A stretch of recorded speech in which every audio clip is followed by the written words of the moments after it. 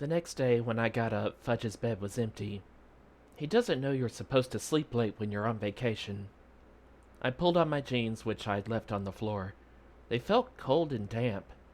I forgot about the sloped ceiling until I stood up and whacked my head. That made me so mad I kicked the wall. So, before the day even started, I had a bump on my head and a pain in my foot. As I pulled on my sweatshirt, I heard foghorns in the distance. I took a look out the window. Nothing but white. We were completely fogged in. I hope Grandma's making cocoa, I thought on my way downstairs. She likes to get up early. She says at her age, you really appreciate morning and there's no point in wasting it. So I wasn't surprised to hear her laughing as I came through the inside door. The kitchen and the living room are really one big room, with a stone fireplace in the center. Buzzy Sr. was having breakfast with Grandma. They'd really hit it off last night.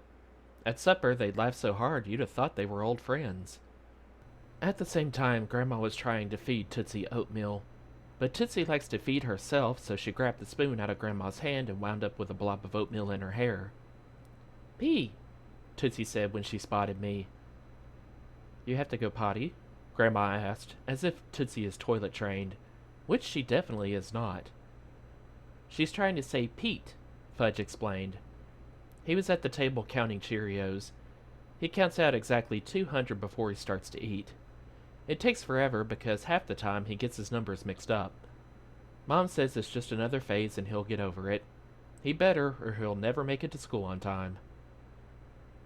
Then Sheila waltzed in wearing a fuzzy pink robe and bunny slippers. You'd think she'd be embarrassed to be seen that way, but I guess nothing embarrasses the Cootie Queen.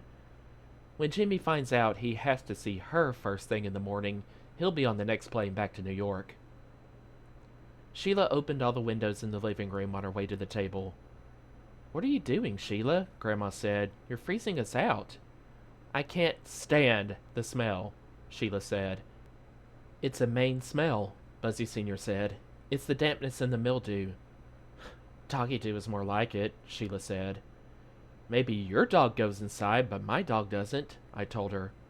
"Close the windows, Sheila, please," Grandma said. "The baby could catch a chill." Sheila muttered to herself, but she closed the windows. When she got to the one in front of Uncle Feather's cage, she peered inside and said, "Where's your bird, Fudge?" "What do you mean?" I asked. "I mean, Uncle Feather's not in his cage," Sheila said. I looked over at Fudge, but he kept counting his Cheerios. 82, 83. "His bird is gone?" I asked. "Yes," Sheila said, "gone, as in not present, as in disappeared from view." I jumped up from the table and ran over to Uncle Feather's cage. Sheila was right. Uncle Feather was definitely not present. I looked back at Fudge, who kept counting his Cheerios. 84, 85. "Where's Uncle Feather?" I asked him. "Someplace nice," he said. 86. "What does that mean?" I said. "I'm trying to count." "I'm waiting for an answer," I told him. So was everyone else. Finally, Fudge looked up from his Cheerios. He was bored. He wanted to come out of his cage. "You let him out of his cage?" I couldn't believe this. "Just for a little while." He started counting again. 52, 53. "Go get him," I said. "First, I'll have my cereal." "Oh, no, you won't," I told him. "First, you'll get your bird." "Grandma," Fudge said in his best little boy voice. But Grandma didn't fall for it. "Go and get your bird, Fudge. Your cereal will wait." Buzzy Sr. and Grandma exchanged a long look as Fudge ran out of the room and headed up the stairs on the Tubman side of the house. Then they laughed. But I didn't see anything funny. I sat down and buttered a piece of toast. In a couple of minutes, Fudge was back. "He's not there." "Not where?" I asked him. "Not where I left him." "Where did you leave him?" "I can't tell, but he's not there anymore. And the window's open." I looked over at Sheila. "Well, how was I supposed to know his bird wasn't in its cage?" she said. "You open the windows everywhere?" I asked. "Well, yes, because of the smell." I shoved my chair back from the table. "Let's not panic," Sheila said, sounding exactly like her father. "Let's think this through in a logical way." "I've thought it through," I told her. I grabbed my rain jacket from the hook near the front door. "Come on," I called to Fudge. "Search and rescue," Buzzy Sr. said. "That's the spirit." He raised his coffee cup to toast us. I helped Fudge into his new yellow slicker. It's so long it hangs down to the ground, making him look like a little old man with no feet.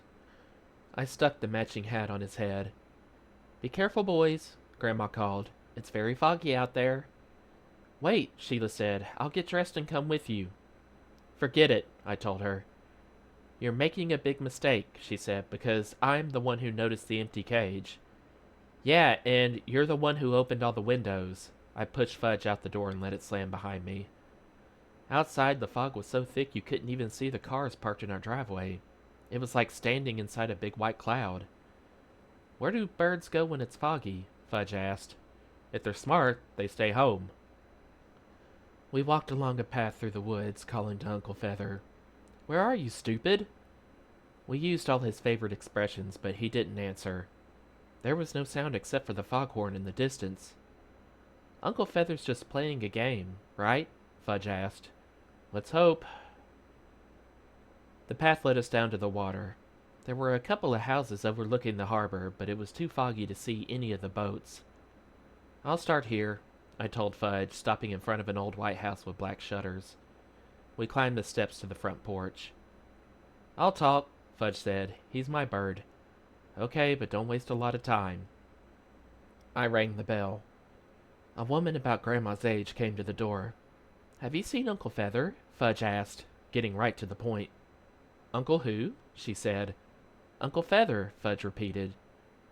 "Why, no. At least I don't think so, but come in out of that fog and tell me all about him."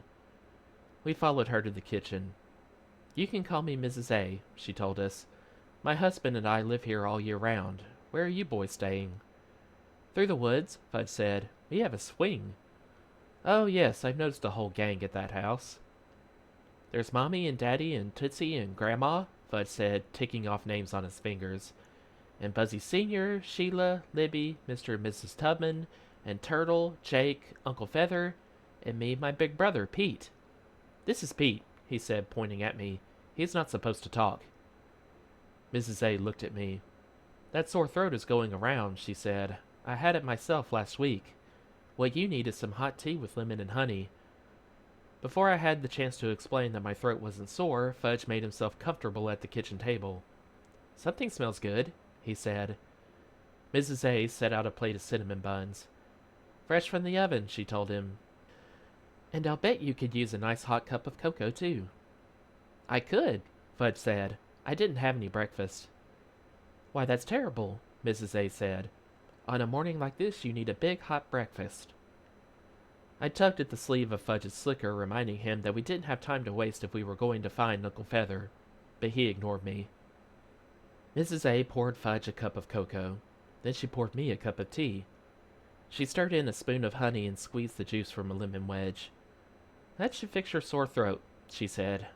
I didn't tell her that when I'm sick I like Moe's herb tea, or that Fudge's cocoa smelled so good I could feel my mouth watering. There are times when it's better not to say anything. Mrs. A joined us at the table. She helped herself to a cinnamon bun. "I can't resist them," she explained with a guilty look on her face. "This is good cocoa," Fudge said, slurping it with a spoon. "Thank you," Mrs. A said. "Mitzi says my cocoa's the best." "Who's Mitzi?" Fudge asked. "My granddaughter. She's 5. "I'm 5 too," Fudge said. "Well, you'll have to come by and meet her. She'll be here tomorrow." "Okay," Fudge said. "I'm getting married soon, but I can still have friends, right?" "That's right," Mrs. A said. "Everybody needs friends." She didn't ask Fudge about getting married. Instead, she watched, fascinated, as he unwound his cinnamon bun and picked out all the raisins. He piled them up in a corner of his plate. Finally, Mrs. A said, "I certainly hope your uncle's not out sailing in this weather." "I hope not too," Fudge said, "because he doesn't know how to sail." "Oh dear. He's not even supposed to go outside." "This sounds serious," she said. "Have you called the police?" "Not yet," Fudge said. "We called the search and rescue team." "Are they coming soon?" she asked him. "They're already here," he told her. "That's a relief," she said. What does your uncle look like, in case I see someone who fits his description? He's mostly black with yellow feet and a yellow nose, Fudge said, stuffing the last of the cinnamon bun into his mouth. Mrs. A seemed surprised by Fudge's description. I could tell she was thinking hard. Then her face lit up and she waved her hands around. Oh, I get it. Your uncle's a scuba diver. Does Uncle Feather know how to dive? Fudge asked me. I'm not sure, I said, getting up from the table. But we've really got to go if we're going to find him. When we got to the front door, Mrs. A took me aside and whispered, Is your uncle all right? Upstairs? She tapped the side of her head in case I didn't get her point. Hard to say, I whispered back. Then I shoved Fudge out the front door. Thanks for the snack. Come back tomorrow, Mrs. A called. Okay, Fudge said. As soon as we were away from the house, I grabbed Fudge by the arm.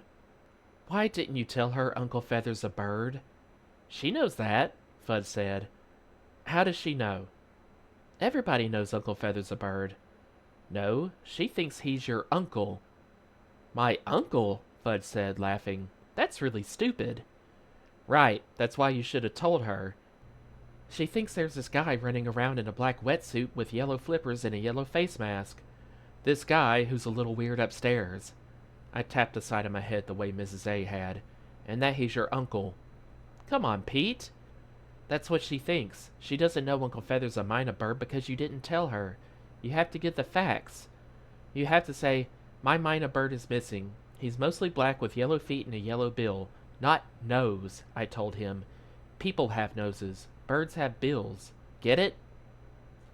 She made good cocoa. If you stop for cocoa at every house, we're never going to find him. Never?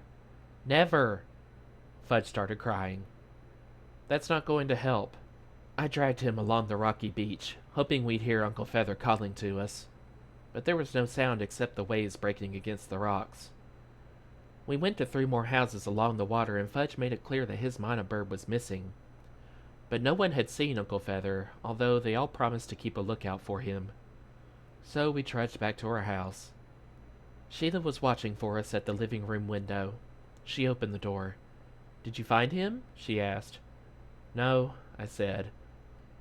Fudge sniffled. Then he covered his face with his hands and lay down on the floor, still wearing his yellow slicker and rain hat. We were quiet for a while. I guess all 3 of us were thinking about Uncle Feather, alone, lost, and frightened. Suddenly we heard a piercing scream. Fudge jumped up and grabbed Sheila. I dashed to the hall closet, looking for something to use as a weapon, just in case. But before I could even grab an umbrella, we heard another scream. This time Sheila and Fudge crawled under the table. Then Libby tore through the house yelling, Help! There's a bat after me! She raced around the living room. There was more noise and confusion as Libby bumped into furniture and knocked over a lamp. Not that she stopped for a minute. She kept screeching and running in circles. I heard the sound of flapping wings. When I looked up, I saw something black flying after Libby. That's when I realized Libby wasn't the only one screeching. Stop! I shouted, but Libby didn't listen. That's no bat, I yelled as I started running after her. That's Uncle Feather. My bird? Fudge called from under the table. Yes, Turkey Brain, your bird. Fudge and Sheila came out of hiding and joined the chase. It didn't take long before everyone else in the house came to see what was happening. Tootsie, who's a good screecher herself, joined right in. Ee! Ee! She screeched as loud as she could, which got Uncle Feather going again. You 4 are going to have to play more quietly, Mrs. Tubman said. We're not playing, Libby screamed. Ee! Ee! Tootsie kept it up. Everybody freeze, Dad shouted. Just freeze right where you are. Libby froze. I crashed into her. Fudge crashed into me. Sheila crashed into Fudge. Uncle Feather flew across the room. He perched on top of his cage and looked over at us. Stupid! Stupid! He called. Then he hopped into his cage and Buzzy Sr. closed the door. We untangled ourselves. Sheila looked at me. All's well that ends well, right, Peter? Yeah, Pete, Fudge said. All's well that ends well. Then he turned 2 somersaults and landed in my lap.